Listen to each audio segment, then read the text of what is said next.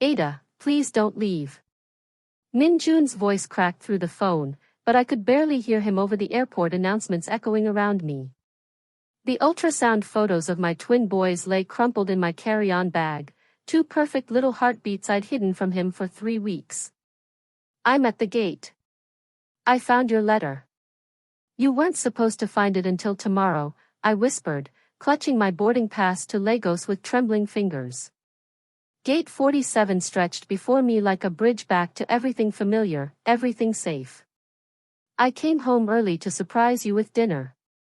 I saw the empty closet, the note on the kitchen table. His breathing was ragged, desperate.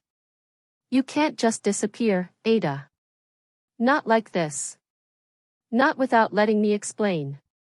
There's nothing to explain, Min-jun. I shifted the phone to my other ear, watching Korean families reunite while mine was about to shatter. I read the emails. I know what this marriage really meant to you. You read them wrong. You have to let me. I have to board now, I lied. My flight's calling. Ada, listen to me. Whatever you think you know, whatever you read, there's more to the story. Please don't leave before I can tell you the truth. The moment that changes everything happened when I agreed to marry a stranger, but standing in Incheon airport holding proof of the life growing inside me, I realized some truths cut deeper than anyone could imagine. The truth? I laughed, the sound bitter even to my own ears. The truth is that I was naive enough to think our marriage became real somewhere between signing papers and sharing midnight conversations. It did become real. God, Ada, it became more real than anything I'd ever experienced. Then why did you tell your friends I was just a convenient stepping stone? Why did you research which nationalities would be easiest to manipulate for marriage fraud? Silence stretched between us, long enough for me to hear my flight number called for pre-boarding. Long enough for my heart to break all over again. I can explain everything, he said finally. But not over the phone. Come home, Ada. Come back to our apartment and let me show you what you mean to me. I can't, I whispered. I can't keep pretending this is real when I know how you really see me. How do I really see you? As a means to an end. As the Nigerian girl who was too trusting, too desperate for money to ask the right questions. You're wrong, he said firmly. You're so wrong it's breaking my heart. Ada, I love you. I love you more than I knew it was possible to love another person. I closed my eyes against the pain those words caused. I love you too. That's why I have to leave. That makes no sense. It makes perfect sense. I love you enough to walk away before you can throw me away like you planned. Ada, please. I hung up and turned off my phone, my hands shaking as I joined the boarding line. Through the terminal windows, Seoul's skyline glittered like scattered diamonds, each light representing dreams I'd thought we might chase together. Now they felt like reminders of how foolish I'd been. That moment when your heart knows something before your mind catches up, I'd felt it 6 months ago in that coffee shop, when Min-jun had first explained his visa situation. Something inside me whispered run, but I stayed. I was Ada Akoli, 22 years old, a business student from Abuja trying to survive in Seoul. He was Min-jun Park, 23, a computer science prodigy whose student visa had expired with brutal timing. We were supposed to be strangers making a business transaction. Instead, we'd become something far more dangerous, two people falling in love while lying about everything that mattered. The marriage contract had been clinical in its precision. 50,000 won per month for me, legal residency for him, and the promise that we'd part ways cleanly when his permanent status came through. Simple, temporary, no complications. Except nothing about love is ever simple, and temporary becomes permanent when you're carrying someone's twins. My phone buzzed with a text from my sister Chioma in Abuja. Safe travels, sister. Can't wait to see you tomorrow. Mama's making your favorite pepper soup. I stared at the message, my chest tightening. How could I explain that I was running home pregnant and heartbroken? How could I tell her that the Korean husband I described in carefully edited phone calls saw me as nothing more than a convenient solution to his immigration problems? Instead, I typed back, landing tomorrow evening. Tell Mama I missed her cooking. Her response came immediately, what about Min-jun? Is he coming to visit soon? Papa wants to meet his new son-in-law properly. I stared at her question, remembering the carefully constructed lies I'd told my family about my fairy tale romance with a brilliant Korean man who loved me enough to learn Yoruba phrases. The reality felt like swallowing broken glass. Not this trip, I wrote back. Maybe later. Everything okay? You sound different in your texts lately. Just tired from finals. We'll talk when I get home. Now that you've seen how it all began, subscribe to Mystic Tale by Luna for more emotionally powerful tales. Let me know in the comments where you're watching from, and please share this with someone who believes in love conquering all. But then the one truth no one saw coming shattered their fate forever. The truth was that Min-jun had started leaving Korean snacks with handwritten notes in my textbooks. Little acts of thoughtfulness that felt too genuine for our business arrangement. Try this with your morning coffee, one note had read, tucked beside a package of honey butter chips. It reminds me of you, sweet with a little surprise. Why does it remind you of me? I'd asked that evening, holding up the empty package. Because you seem simple at first glance, but then there are all these layers. The way you hum Nigerian songs while cooking, how you switch between English and Yoruba when you're frustrated, the fact that you cry during animated movies but stay stone-faced during horror films. You've been watching me that closely? I've been watching you since the day we signed the marriage certificate. I can't help it, Ada. You're fascinating. I should have recognized the danger in his attention, the way he memorized my habits like he was studying for the most important exam of his life. Instead, I'd let myself believe that maybe, just maybe, he was falling for me the same way I was falling for him. The truth was that he'd started teaching me Korean cooking while I helped him understand the nuances of English business terminology for his job interviews. What's this called? I'd asked one evening, pointing to the fermented cabbage he was preparing. Kimchi, he'd said. But you have to pronounce it right. Kimchi, not kimchi like Americans say. Kimchi, I'd repeated, trying to get the inflection correct. My tongue wasn't made for Korean sounds. He'd laughed, moving closer to correct my pronunciation. Your tongue is perfect. Korean is just stubborn. Like its people. Are you calling yourself stubborn? I'm calling myself lucky, he'd said, his eyes meeting mine with an intensity that made my breath catch. Lucky that the most beautiful woman in Seoul needed a marriage of convenience at exactly the moment I needed her. His hands had lingered on my shoulders as he showed me the proper way to fold dumplings, and I'd felt something shift between us, something that wasn't supposed to exist in our carefully structured arrangement. But the truth I'd discovered 2 weeks ago changed everything I thought I knew about us. It started with Min-jun's laptop battery dying during one of our movie nights. He'd asked me to grab his charger from the bedroom, and I'd accidentally knocked his computer back open while plugging it in. The screen had awakened to an email thread that made my blood run cold. The conversation was in Korean, but I'd been taking language classes for months. I understood enough to know I was reading about myself. How's the immigration marriage project going? Someone named Jae-sung had written. Better than expected, Min-jun had replied. She's more compliant than I anticipated. African women are apparently quite trusting when you show them basic respect. And she really doesn't suspect anything? Why would she? I've learned her language, cook her food, act interested in her culture. Classic manipulation techniques. She thinks it's romance. Your parents still planning to introduce you to So Young when your papers come through? That's the plan. So Young's been studying in London, but she'll be back next year. Perfect timing for when I need to dissolve this arrangement cleanly. Each message had hit me like a physical blow, but the one that destroyed me completely was Min-jun's most recent response: "The Nigerian girl is getting emotionally attached. Need to be more careful about sending mixed signals until the divorce papers are ready." I'd closed the laptop with hands that shook so badly I could barely function. Everything, the gentle touches, the language lessons, the way he'd held me during thunderstorms, all of it had been part of an elaborate performance designed to keep me compliant until he no longer needed me. When someone's eyes change and you know everything's different, that's what happened when Min-jun returned from the kitchen with popcorn and found me sitting rigidly on the couch, staring at his closed laptop. "Ada? You look like you've seen a ghost. Is everything okay?" "Fine," I'd managed.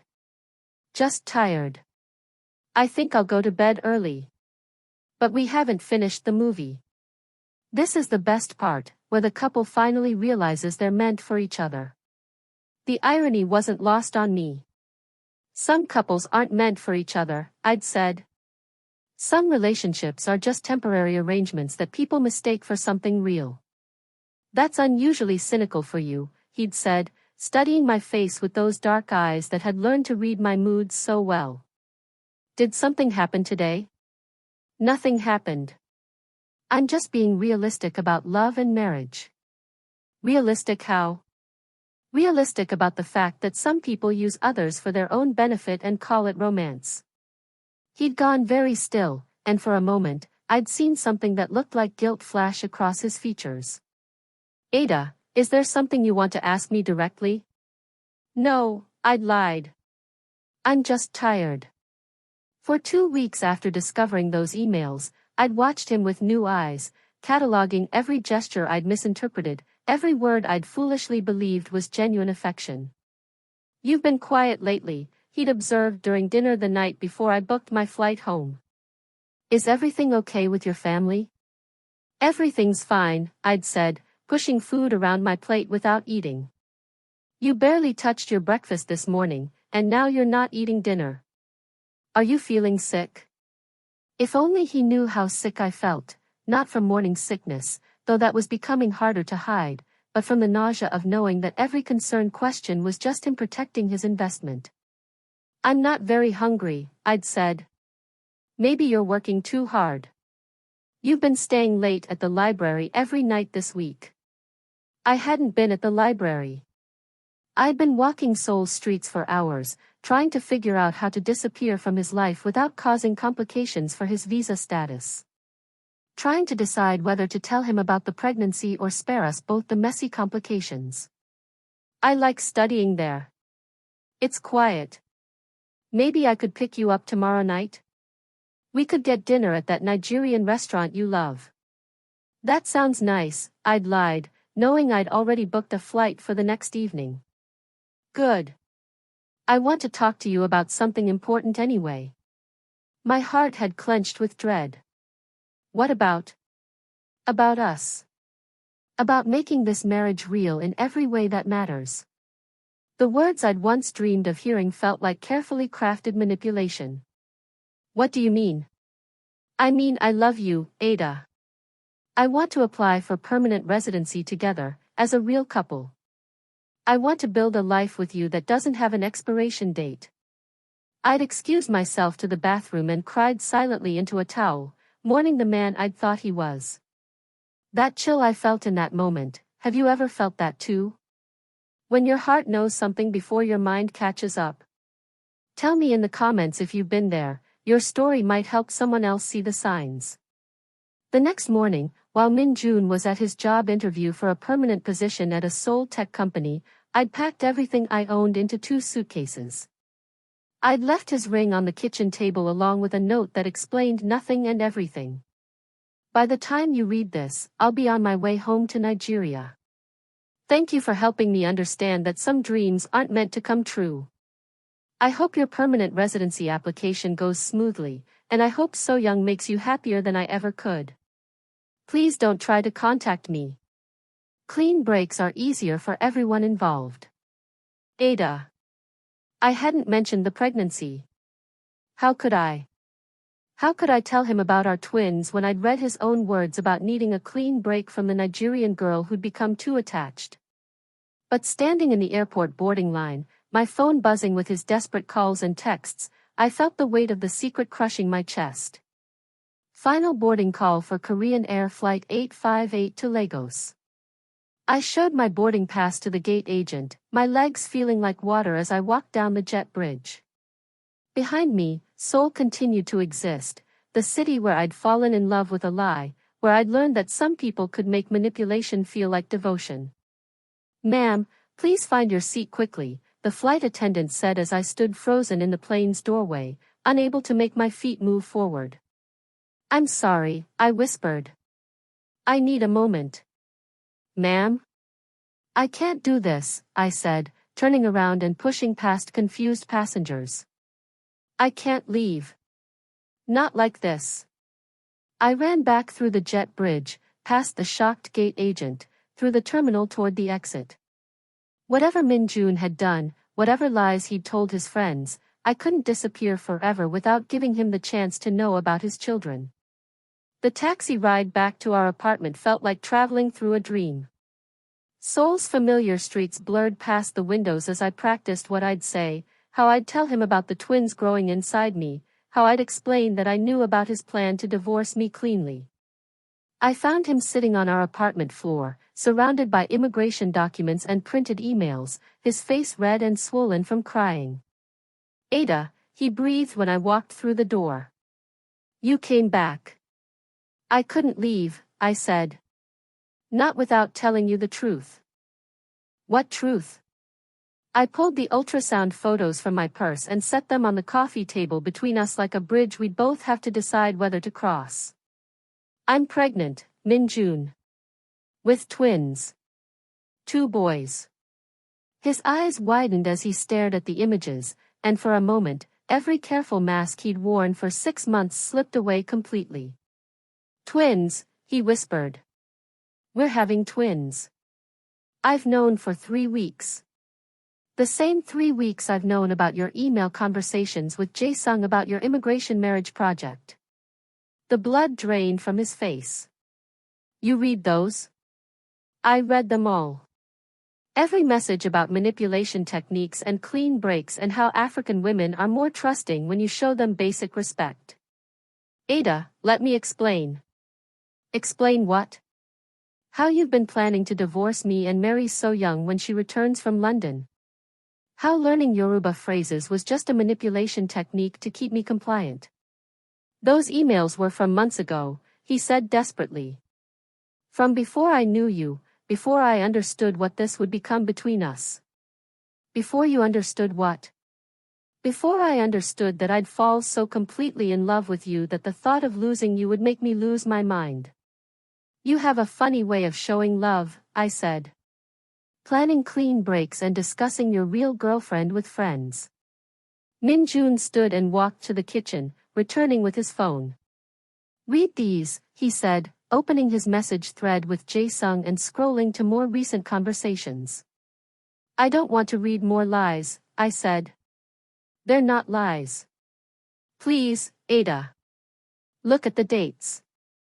Against my better judgment, I took his phone and read the newer messages. "How's married life?" Jae-sung had written 2 weeks ago. "I need to tell you something," Min-jun had replied. "The arrangement isn't an arrangement anymore. I'm in love with her, Jae. Really, truly, completely in love." "With the Nigerian girl?" "I thought this was just for papers." "I thought so too. But she's not just a Nigerian girl, she's Ada. She's brilliant and kind and funny and she makes me want to be a better man. I can't imagine my life without her." "What about So Young?" "Your parents are still expecting you to marry her when she gets back. So Young and I were never right for each other. We both knew it. My parents wanted us together because it was convenient, familiar. But convenience isn't love, and I know the difference now. So what are you going to do?" "I'm going to ask Ada to marry me again.